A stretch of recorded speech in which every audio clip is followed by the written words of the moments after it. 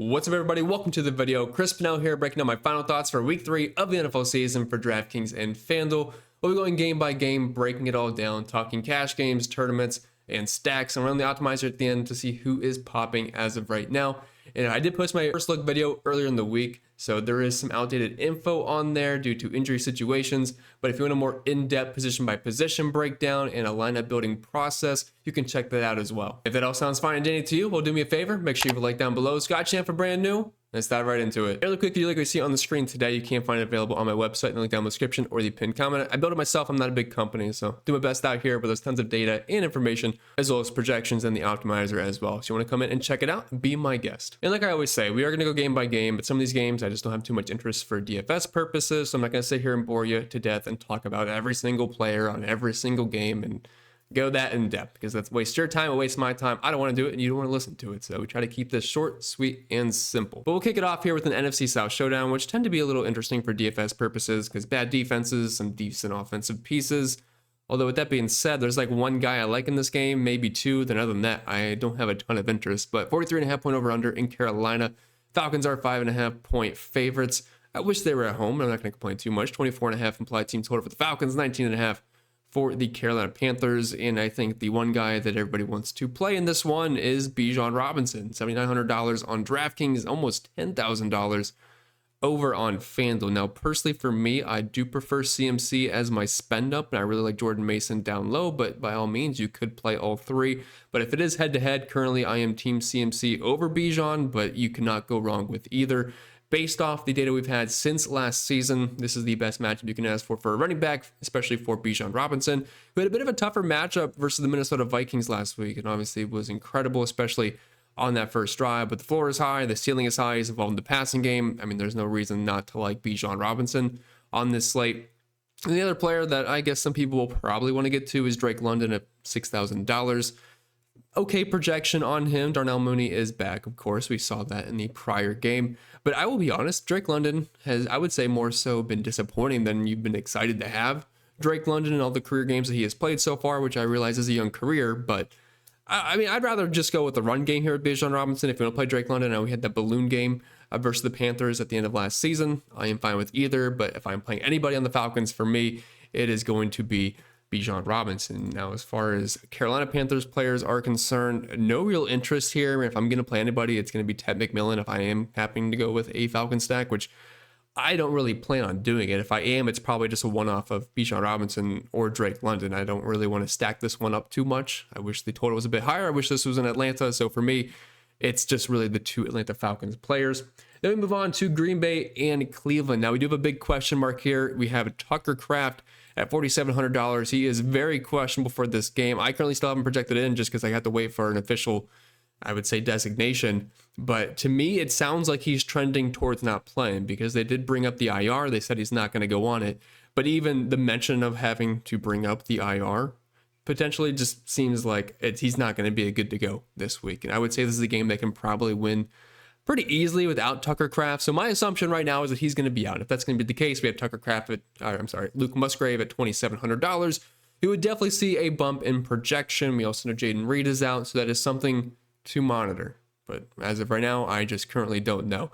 But kind of an ugly game overall. I really have no interest in the Cleveland Browns. I'm a big Browns fan, so I mean, look, not being biased here. I just think it's going to be a rough week.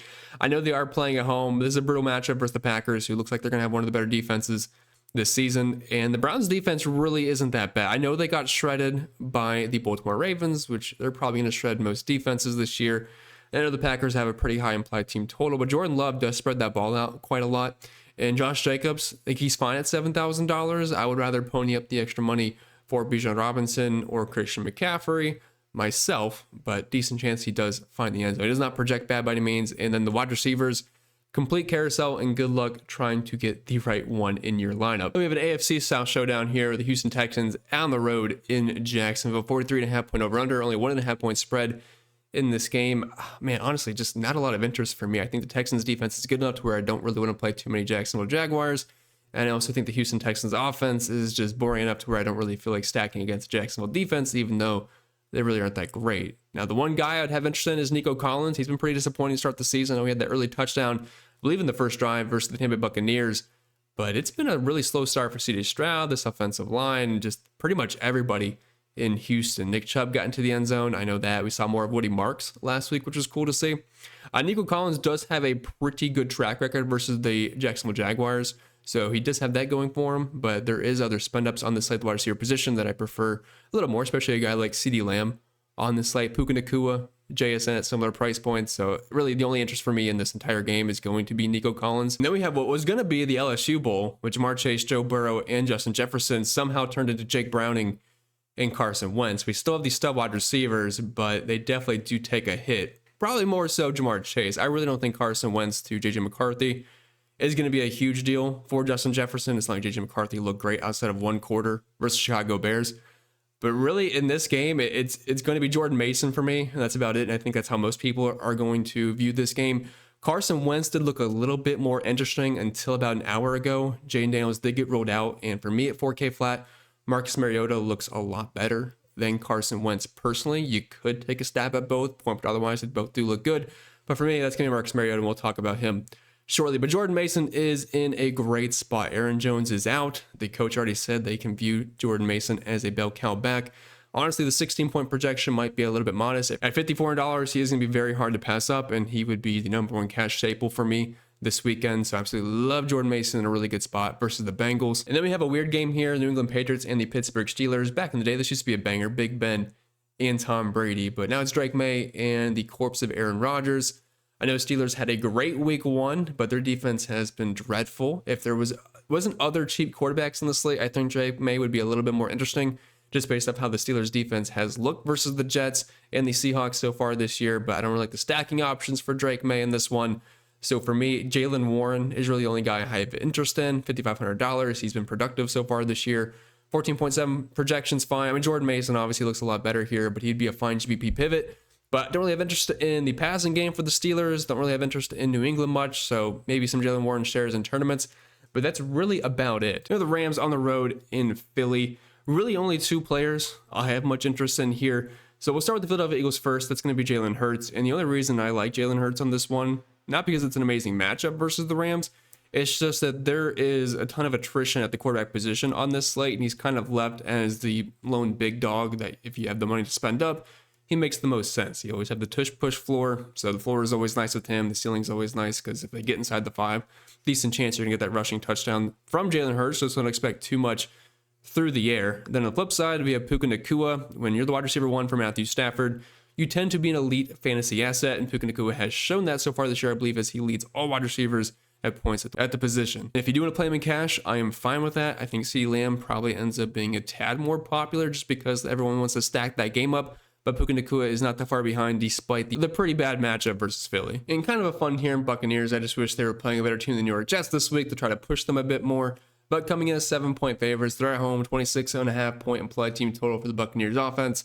Basically, everybody wanting this game is on the red side here, whether it be Baker Mayfield, Bucky Irving, Mike Evans, Ibuka, Cade Otton. No real interest on the Jets side of things. No Justin Fields this week. They're going to be led by Tyrod Taylor, low total. Josh Reynolds is also out, just got rolled out a few moments ago, so pretend he's not there. Pretend the guys below him end up having their projections a bit higher. I've not yet updated that. Now, the only question mark on the Buccaneers is going to be Mecca Ibuka, which is actually a bit of a big question mark, because if he happens to be out, that's going to change some things. The Baker Mayfield double stacks look a bit worse, of course. Right now, it's easy. You play Baker with Mike Evans and Ibuka, and you hope they combine for 3 touchdowns.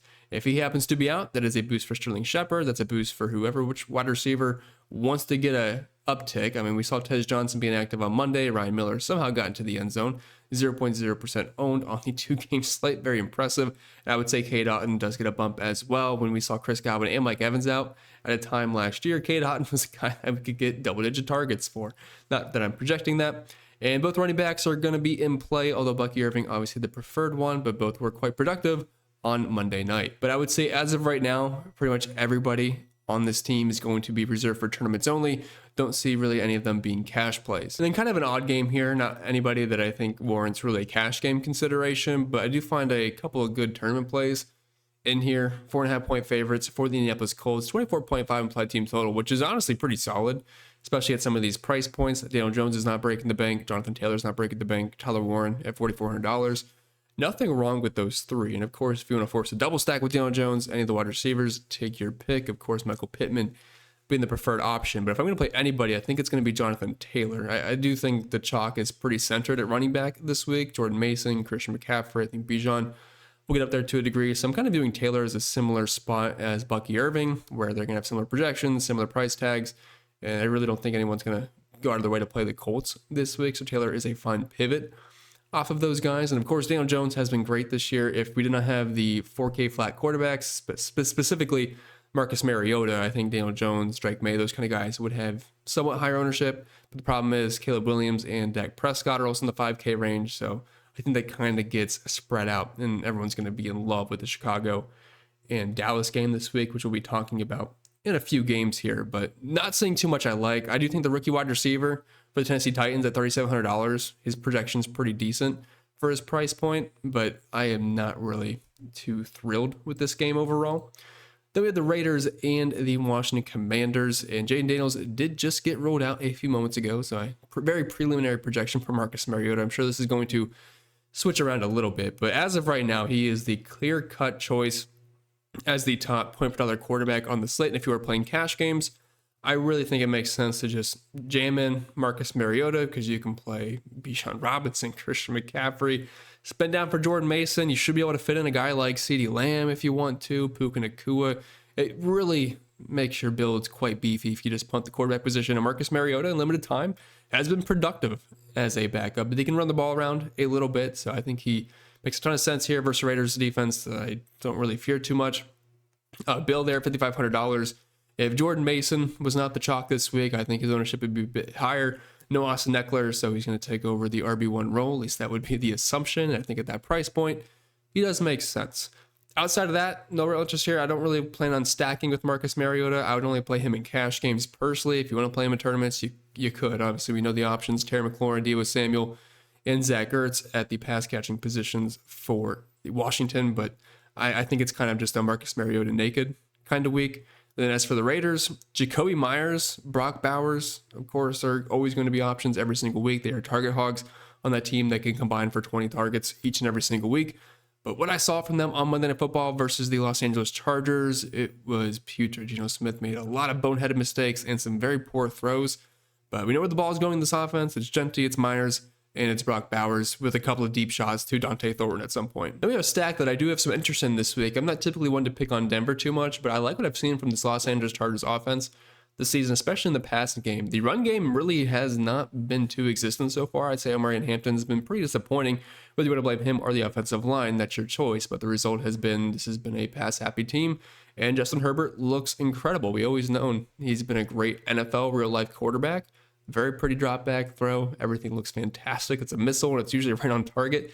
But they ran the ball a lot, and for fantasy or DFS purposes, he just hasn't been as productive. But it seems like that's switching a bit this season. It's very easy to double stack with Justin Herbert. He's only $6,200. You have your choice of Lavin Conkey, Quentin Johnston, who has learned to catch a football this year. He's been a touchdown machine, a couple of big plays as well. And Keenan Allen picked up right where he left off after leaving Los Angeles. The connection with Justin Herbert's there. He's been a very consistent choice. And at $4,700, he is very underpriced. I think he should be a bit more expensive, and maybe Ladd's price could come down a little bit. I think they should all kind of mesh somewhat near each other. And they haven't really used the tight end position too much. The rookie Trey Harris, although it's very tough to project him for anything. But the core three there of Ladd, Quentin, and Keenan Allen are definitely fine options. I wouldn't triple stack, but I think double stack with Justin Herbert make a lot of sense. You could run it back with somebody on Denver if you wanted. Troy Franklin's has been productive. Marvin Mims has the big play upside.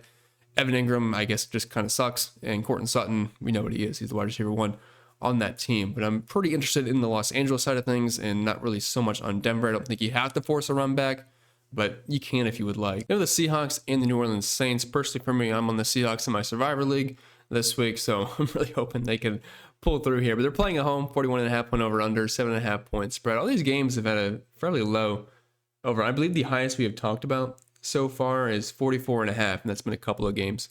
Pittsburgh, New England, Los Angeles, and Philly. And it looks like the Jets, Buccaneers, Colts, and Titans are just below that. And also Raiders and Commanders a little bit lower, but with Jane Daniels ruled out, that could, like, it just happened. So I don't have the exact up-to-date info.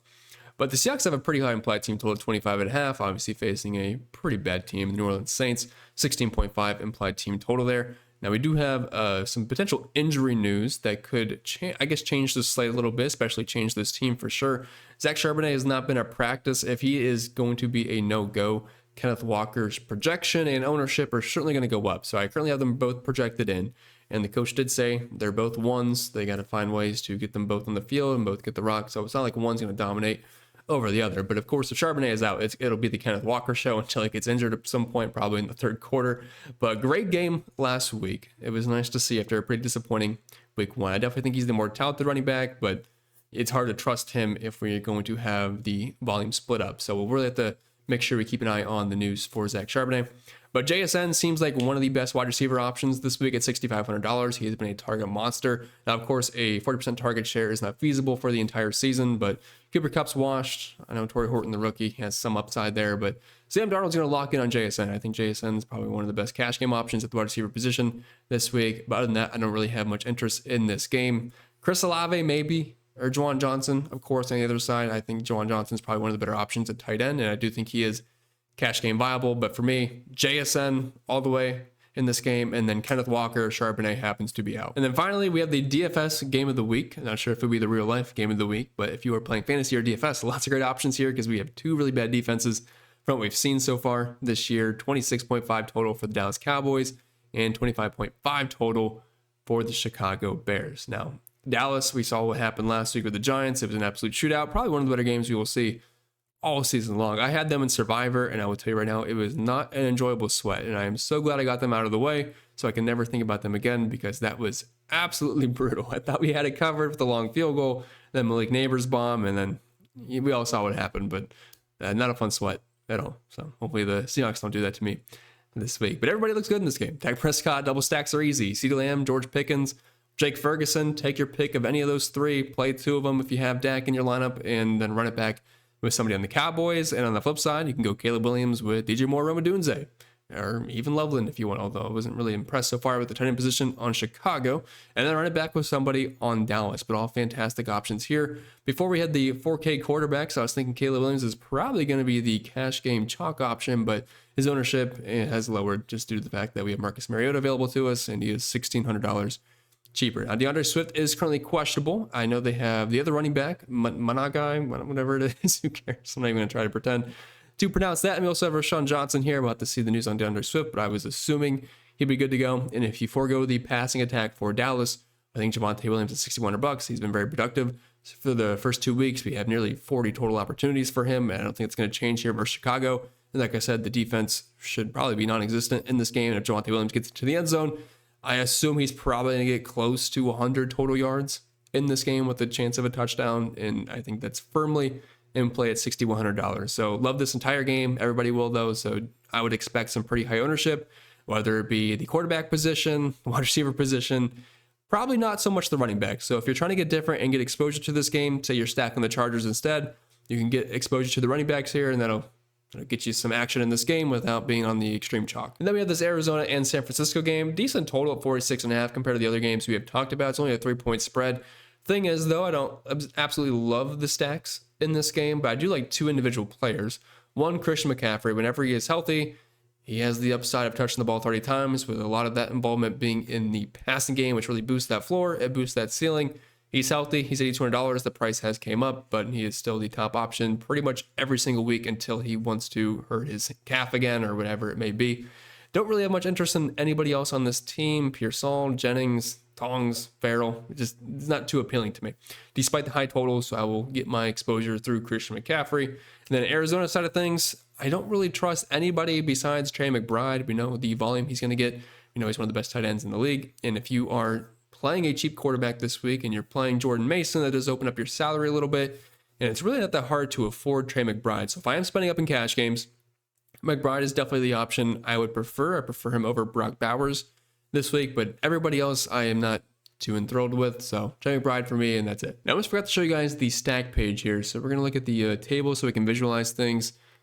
And yeah, we have DraftKings selected. So what I like to do is look at team salary versus implied team total, because you can tend to find inherent value because if you have a higher team total and your average salary is less, which I'm talking about the starting positions, 4 wide receivers, 2 tight ends, running back, and quarterback, that just kind of implies value based off, because if you're projected to score points, you can only score points by scoring fantasy points. They're all correlated. So what you typically want to be is in this range here. That means you're cheap and a decent implied team total. Of course, the Cowboys, they're a little bit more expensive, high implied team total. Yeah, they're on the right, of course. Same with the Philadelphia Eagles. And the Buccaneers are actually on the right of the Dallas Cowboys. I just don't have this zoomed in or zoomed out enough for you guys to see them. But the Buccaneers are to the right of the Cowboys.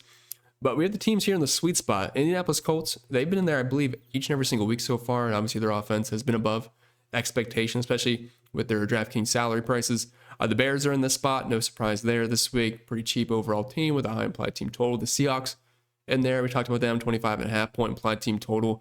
The Commanders, again, this line might update a little bit with Jaden Daniels, but maybe not too much with him being out.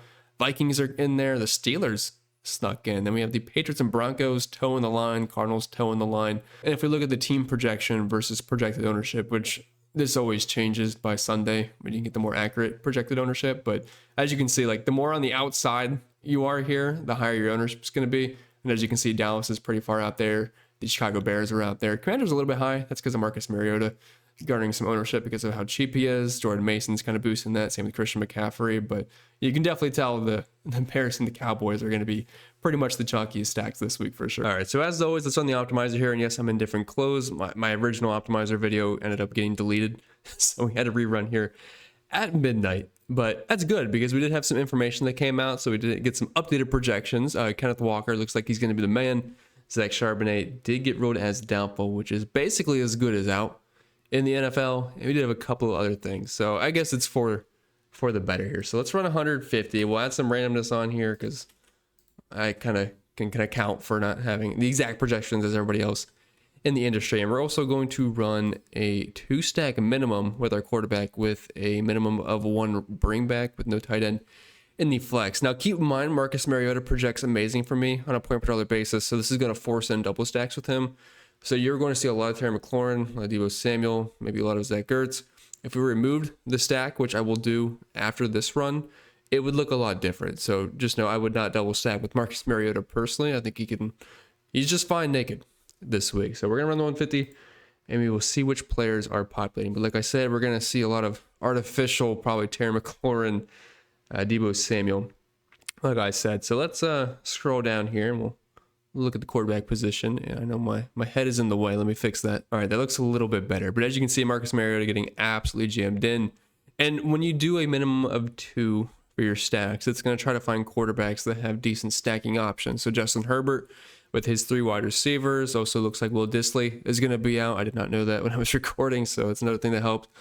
Keenan Allen, Quentin Johnston, Ladd McConkey, obviously all viable options. So it's very easy to double stack with Justin Herbert. Same with Caleb Williams, with Roma Dunze, DJ Moore, his tight ends, Dak Prescott.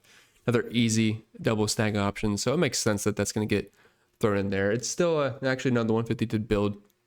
So we're not waiting on any more to populate running back position. Jordan Mason, Kenneth Walker, like I said, we did get Zach Charbonnet ruled as doubtful, so that will be quite the bump for Kenneth Walker. We already talked about that, but I believe his projection came in roughly around 16, 17 points, which at his price point, it's right on par with Jordan Mason, so no surprise here that they're getting jammed in. Jalen Warren, a lot more than I expected, but at his price point, he does project not quite as well as Jordan Mason, Kenneth Walker, but it's honestly pretty solid. Then CMC, Bijan Robinson as the 2 big dogs. I think everyone can probably agree with that. It seems like to me, I'll be a lot higher on Jalen Warren than probably the industry would be, but I do like the role he has at that price point for sure. DeAndre Swift, Bucky Irving, pretty much talked about all of these guys. Now, the wide receiver position, like I said, for this specific run, it's going to inflate Terry McLaurin and Deebo Samuel just because we have so much Marcus Mariota. Now, I'll show you guys the difference once we actually run it without double stacks. But you're seeing a lot of JSN, Ladd McConkey, Keenan Allen, Puka, Dunze, CeeDee Lamb, no surprise there. Trey McBride, Brock Bowers getting jammed in. I'm assuming that's because of the cheap stacks we're building with Marcus Mariota. We just have the money to be able to afford the expensive tight end, especially due to our running backs being in the 5K range for the most part.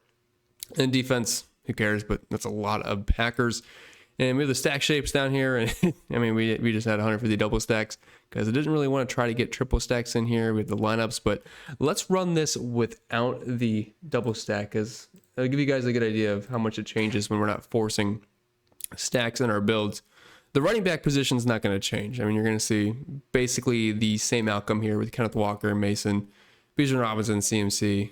DeAndre Swift's getting a little bit higher in this run, but that might end up trimming out once it's all the way done. But the quarterback situation, even more Marcus Mariota, and that's because they don't have to get to as much Terry McLaurin or Deebo Samuel.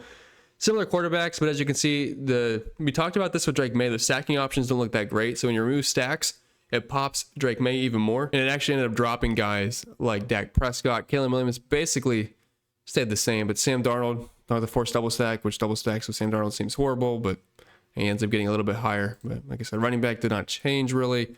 Wide receiver looks a lot different now. We don't see any of the Washington Commanders wide receivers because they were getting forced in.